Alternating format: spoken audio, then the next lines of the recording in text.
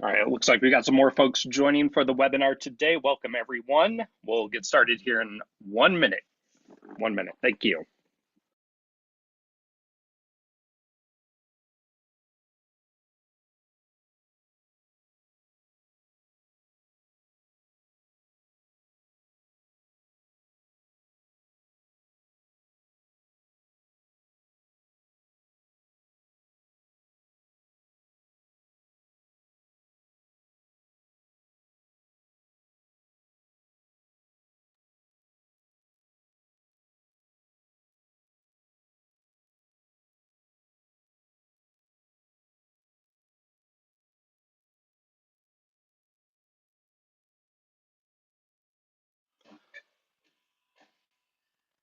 Welcome, everyone. Very excited to kick off the presentation this afternoon on stopping cyber attacks in one click.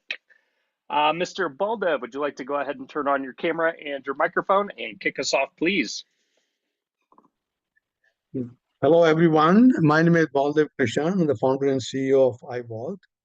I have with me Brian Stout. He's the co-founder of the company. And first of all, thank you everyone who signed up for this webinar. This is our third webinar in a series of webinars which we have been having in the last couple of maybe 6 months or so.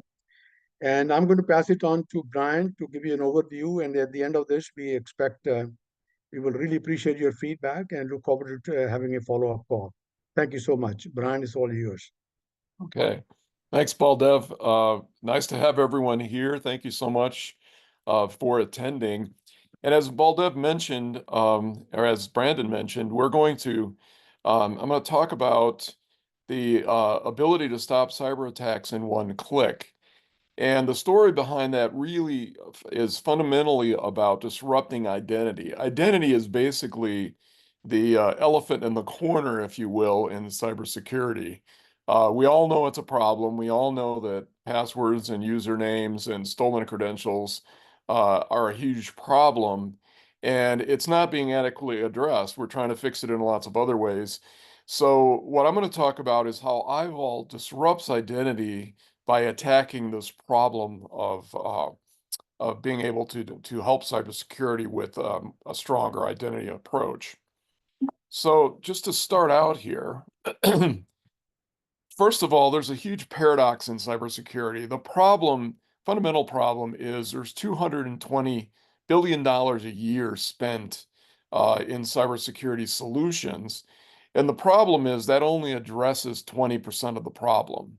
The problem is really 80% attributable to stolen credentials. And so this goes to the problem that I spoke about a second ago, is that identity is really the problem and is really the part of cybersecurity that we're not addressing adequately. And what happens is with stolen credentials, and again, is 80% of the problem here, that leads to breaches, ransomware, and identity theft. Hackers take the easy way in, and the easy way in is stolen credentials. And so consequently, this isn't about super technology, it's about getting credentials and then being able to place malware and other forms of attacks.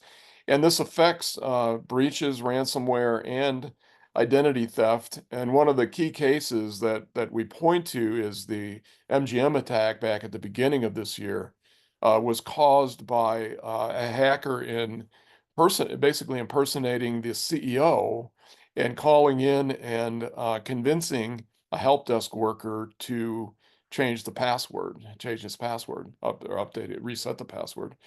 And that resulted in a lengthy ransomware attack, went on for days.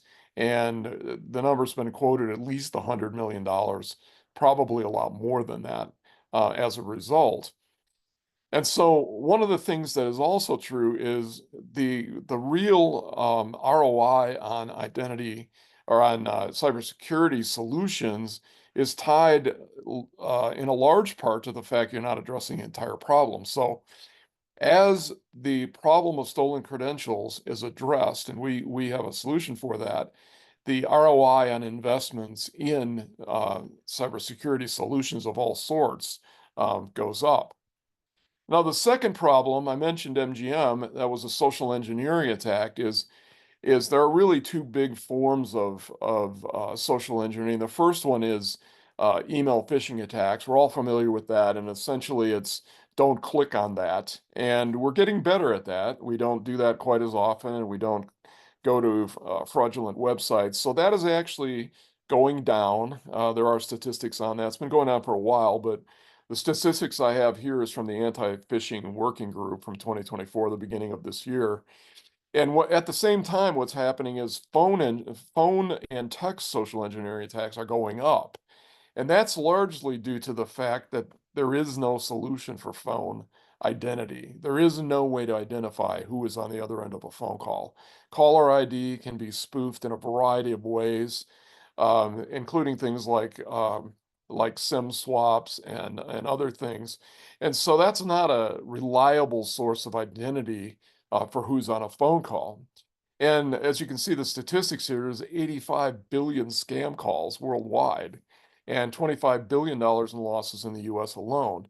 And the problem is going to get worse because of AI deepfakes, where the person's not going to try to scam you just as an unknown person. They're going to sound like someone you know. So this is the whole AI deepfake problem that's emerging. And the growing need is for real-time employee identity. And this works two ways. This is for employees to be able to identify each other in real time.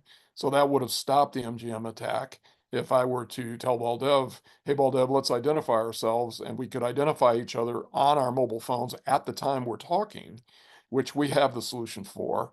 That would be one thing that would be very valuable in stopping social engineering attacks. There needs to be a simple KYC, one click, identify the customer. And then on the other side of that equation, you have the proactive customer-facing caller identity. So that has two benefits. One is if someone calls you and they're your new account agent or your account representative, and you're not familiar with this person, you can ask them to identify themselves with iVALT, and they can identify themselves in real time. And at the same time, it's proactive on that side. It's also stops impersonations of employees of a company calling customers. So there's two things there. It's the customers identifying the caller, but also being able to stop people impersonating um, uh, otherwise legitimate customer-facing people.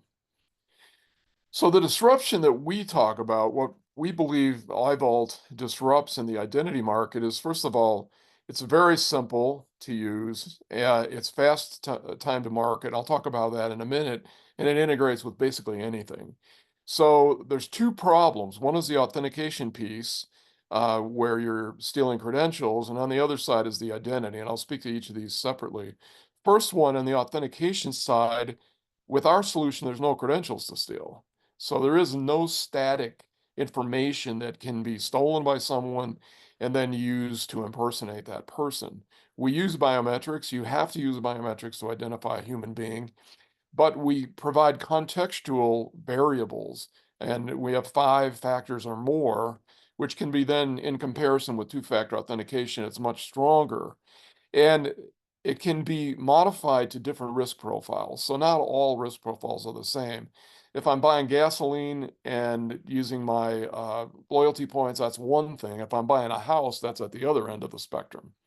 And then the last thing is it has to be universally compatible. It has to be the identity of the human being, but it has to work with technologies that are out there already, identity and access management, privilege access management, FIDO2, all the rest, to be able to identify the human and then use those different mechanisms for managing identity within the enterprise. And by doing this, this stops stolen credentials, first of all, because there is nothing to steal. And even if we use it in conjunction with credentials, if you steal my credentials, you still can't identify because of the 5 factors that we use. And I'll get into that in just a second here. On the identity side, it's important, as I mentioned a minute ago, to be able to identify the person at the other end of a phone or internet connection in real time and on demand. I need to say right now, I'm talking to someone, I need them to identify themselves. I may need to identify myself to them. This has to be possible, and it has to be all parties on a call. It could be a video call. You're trying to make sure that the people, if you don't know the people, you want to make sure they are who they say they are. And it has to be available to anyone, anywhere, at any time for any application. And that requires it to be a mobile phone-based solution, which is what we have. And then we believe that it has to be a one-click user experience.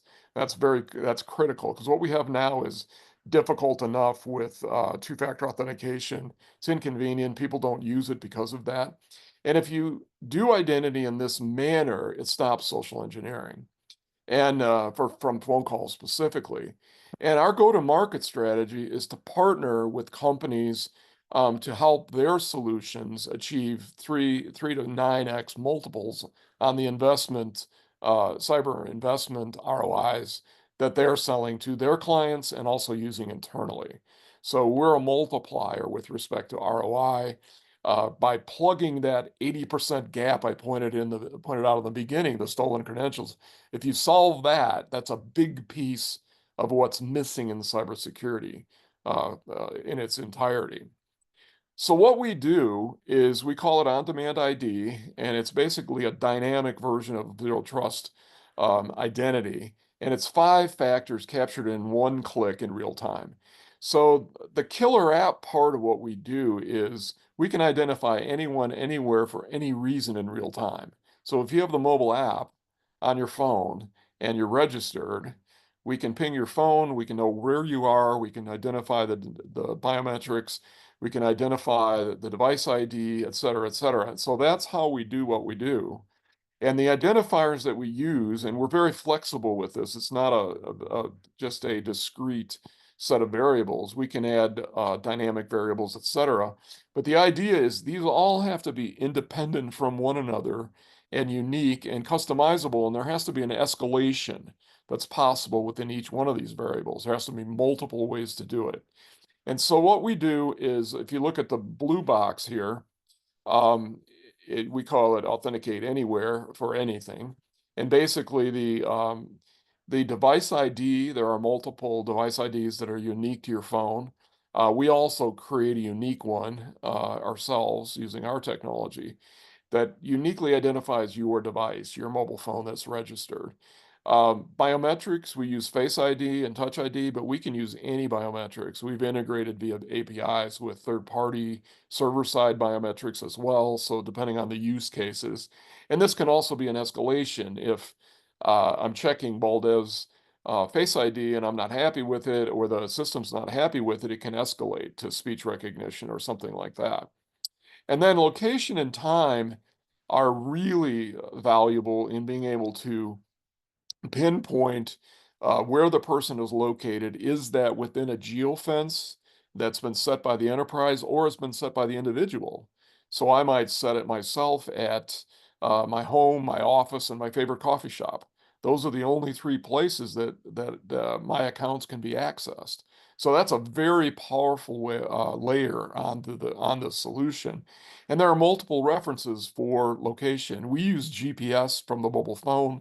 It could just as easily be in conjunction with, say, a VPN, an IP address, etc. And then time windowing allows me to set the windows in which I can do authentication. So if it's an enterprise authentication, it's only during business hours. I live in Colorado in Mountain Time, let's say, and then no other time. So each one of these variables narrows the attack surface for hackers. It makes it very, very difficult for them. And then the 5th one is the application code. The mobile number has to be have permission to use that specific application. And then dynamic variables, we have patents on various types of information that's available in real time that can be checked on both sides. So the mobile phone can capture a number and then verify that number with the server side to make sure that the two match. Not unlike two-factor authentication, but done with dynamic variables, things like stock prices and temperatures in your favorite city, etc. These are unknowable variables that can be managed. And so we're answering the key questions. The easiest way to look at this is who, what, when, where, and why. and then the other aspects that we can add to this. And we believe this is a game changer for cybersecurity, and this does solve either independent of existing authentication, but also as a standalone that's going to be much stronger than what's currently being used for identity within cybersecurity. So the way this works, just a real quick overview, is one click user experience and you get trusted identity in 5 seconds. So the way this works is if you look on the left-hand side here, I've got my mouse here. So there's an identity request. Okay, there's an application or an individual wants to identify a person. And for an individual, they just type in the mobile number of the person that has to be registered. That mobile number can also be tied to a lot of other systems that verify the number, that it can be tied to government documents, identity proofing, etc. But once that number has been brought up to be identified either by an individual or within an application to identify them, it goes to the mobile phone and you see there's a notification. It identifies where it's coming from. So in this case, it's On-Demand ID, which is our application. And so it can say it's coming from server XYZ. It could be saying it's coming from your physical access to your house. It could say whatever integration that's been done. It will tell what it is. And then immediately it pops up a little window and says, do you want to authenticate? So we don't automatically authenticate someone. We give them permission. They have to give us permission to authenticate them. And they can say yes or no. And then further, we create this ability here, this little checkbox, where it can be an exact location. So if I'm doing any kind of something like a signing of titles or signing of documents or money transfers for a real estate transaction, or I'm transferring money via wire transfer, et cetera, all those kinds of use cases, I can say it has to be my house. So I'm going to give them the exact location. If it's a situation where I'm trying to determine if someone is really the person, I might not want to give away my location, but it'll come back with the verification of my biometrics, the device, and other information, but it'll only say Colorado Springs, Colorado, which is where I'm located. So what you see here on the next to this box here is it verified me, it verified my device, it came up with a GPS location. I did not give it permission to put my street address here, so it comes up with the city, the time, which can be used in the authentication system to say this is within the window that Brian has set. And then last of all, it does the comparison to make sure that I have permission to use this particular application and does a match of the application. So what this does, these are stronger authentications. So it's online logins, authentication workflows, and proactive IDs. So being able to identify people in various types of business scenarios. On the right-hand side is the mobile-to-mobile version of this. So I can take my mobile phone, I can be on the phone with Baldev, I can put in his mobile number, ping him, he identifies himself, and the information comes back. This is basically my information here. And you notice it's exactly as what's over on the left-hand side here. So this is real-time identity, can be used for phone and text. One of the attack vectors for hackers now is to text you ahead of time. Say, we're getting ready to send you an update in your email, and then they send you an email. So they soften you up with a phone contact or an email, or a text, I should say, and then they send you an email or if you get a phone call or whatever. This can be used for any other use case as well as this particular identity use case. Okay, so where do we fit in the market? So you're all aware of a bunch of names, okay, that come to mind in cybersecurity and identity and access management, et cetera, et cetera. So where we fit is we are the strongest human identity verification. That's all we do. That's what we do for a bunch of other applications. Now, having strategically gone down this path, we've been able to create 5 factors and do it in one click because we do it from a mobile phone. And so what that enables are all the use cases you see on the right-hand side. And these are things like, of course, it is 5 factors, but person-to-person identity, on-site verifications, customer-facing, as I mentioned, dynamic geofencing, dynamic time windowing, physical access. and then a lot of use cases around IoT. And then we also have identity, or I have content authenticity, which I'll talk about briefly in a minute. And then a whole lot of other things that can be there, access management in particular, where you can create access management from the information from the person logging in. So that's kind of a next generation approach. Now, on the bottom here, you see the traditional identity companies everybody thinks about. These are more tactical. They're complementary with what we do, but they're solutions to specific problems within within the enterprise. So these are things like IAM, identity access management. Identity proofing is a feature that we can add to our product, which basically does government document verification. A lot of people don't want to do that. They'd rather just use the mobile number and not have it tied back to government documents to prove their identity. But a lot of other use cases like policy management, AI-based and presence-based access, et cetera. These are all use cases and companies, and there's a lot of companies in each of these categories that we can integrate with to provide, again, the strongest human identity verification available. And so that's what we do. So we stay right in that lane. And then everything else is complementary, and we can integrate easily with software redirects and workflows. Okay, so one of the things people ask us is, well, we can't rip out the existing system we have. We have usernames and passwords exist all over the face of the earth. So it's not an easy, let's just change to what you guys, even if you believe we have a great solution, you can't change it all out overnight. And so what we typically focus in on is the fact that 20% of the employees in an enterprise present 80% of the risk. They are the people with the right access and the right information to that is the highest value to the hackers. So if you look on the left-hand side, the highest risk credentials are this group of people. It's the executives, all the executives, really, finance and IT and HR. These are all the people that are at risk of their credentials being stolen and then they're being damaged done to the company. So what we offer is the ability to do, and actually one of our customers created this, is a dual login where you essentially have the standard login, as you can see here, but you can also have a toggle switch here where you click that and it allows you to log in with iVault. So you can take these folks on the left-hand side here and give them iVault logins, and they have no more credentials to steal. And everyone else can stay the same.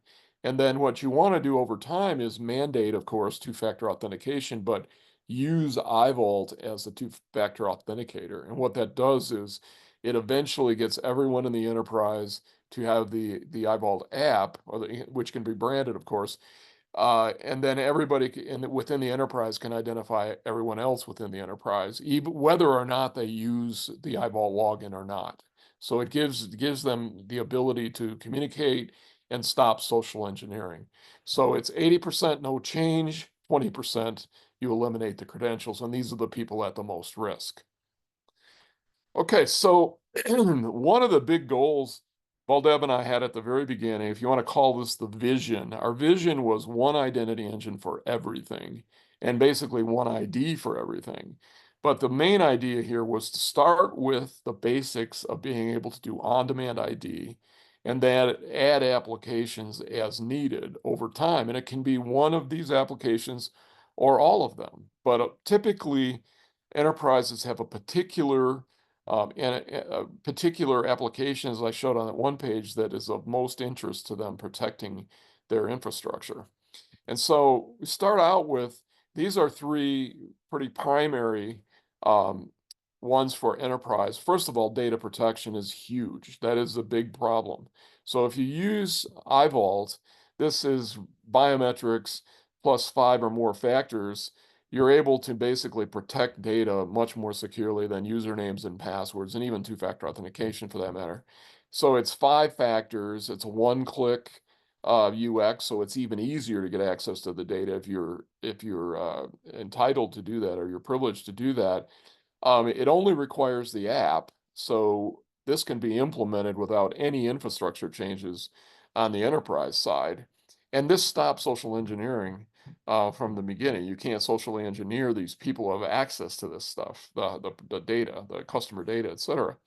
And then, of course, you could use it for authentications. We call those zero trust authentications. For IAM, you can replace 2 factors with 5 factors, and that's a lot stronger. We can be the authenticator for FIDO2. And privileged access management, of course, lines up with our go after the 20%. That's typically what PAM companies do. And then anything else can be done via a software redirect, which is very simple from our perspective. Very easy to implement that.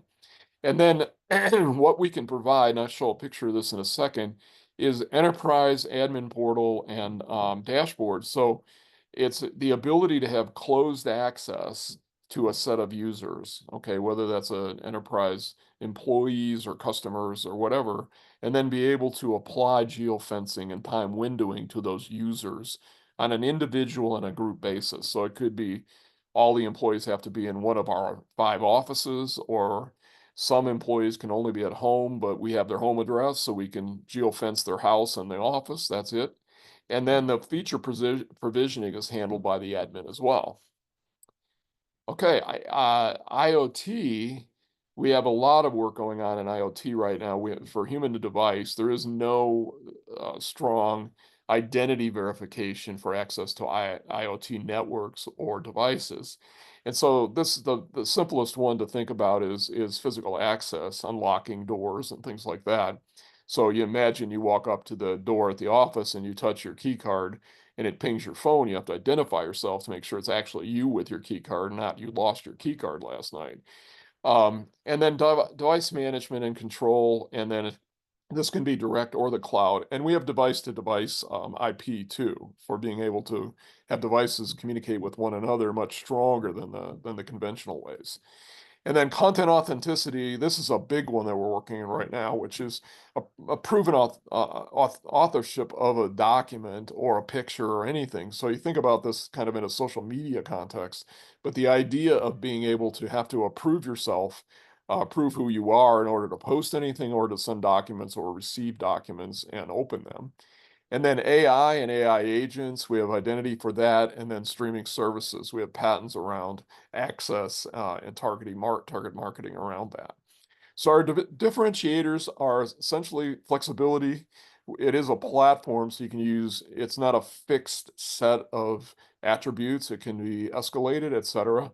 Very fast time to market. This is hours, not weeks or months, and it takes 2 to 3 minutes for a user to onboard themselves. Very simple, one click. It's very simple from a SDK. We can deploy SDKs quickly. We're eliminating credentials. We're enabling real-time authentication and person-to-person communications, and no one else is doing that. And then the trust, it adds trust, and then it's future-proof, because all we're doing is swapping in and out the best possible technologies available at any point in time. We're not trying to go deeper on biometrics. We're basically saying, let's use the best biometrics available and then go with the best technologies for our different factors. And then getting started, it's very simple. We do POCs. We're doing POCs with a lot of folks. The idea is we start out with a SaaS tenant, which creates an admin portal that looks like this. This allows you to approve users, add users, delete users, geofences, et cetera. So this is basically the management of it from the enterprise perspective. And then the users simply download the app. And then there's an area on the app where a page on the app where you can enter what we call an ID connection. And you just create a unique one for the company. They enter it, it goes into the admin portal, and the admin can approve, add the person or deny the person access to the system. And then from a POC perspective, there's really 3 different types that we do. And then we're of course open to other factors. One is we create a test site where you can actually test logging in and getting a successful login. The second one is the person to person. This requires no integration whatsoever either. And that's basically 2 people download it and they can test each other to see whether they're the right person.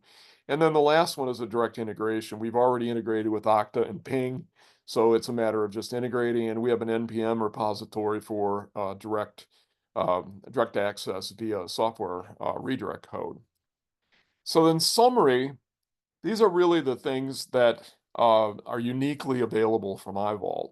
First of all, the one-click experience. Baldev and I at the very beginning were, we've got to make this easier. Two-factor authentication, everybody hates it, and we got to find a way around that is stronger. And this is very frictionless from a user perspective and also from a deployment perspective. The users need to have control. It can only be used by them. They can set their own parameters. Identity can be verified anywhere at any time for any application. There has to be an ability to do real-time identity on a call from phone to phone. And then the last of all is the world isn't going to change overnight. So this has to be a simple implementation with any application or use case from the very beginning. So you've got to be able to start using this tomorrow, and we make that available. It's not a big integration or a big engineering lift to start using iVault. So that's my presentation. Thank you so much for your time. Here's my contact information. Feel free to contact me. You can contact via our website. We have the info at iVault and also our website. And then these are the QR codes to go to the app stores to download the information to get the app on your phone. So thank you so much. We really appreciate your time, and have a great day.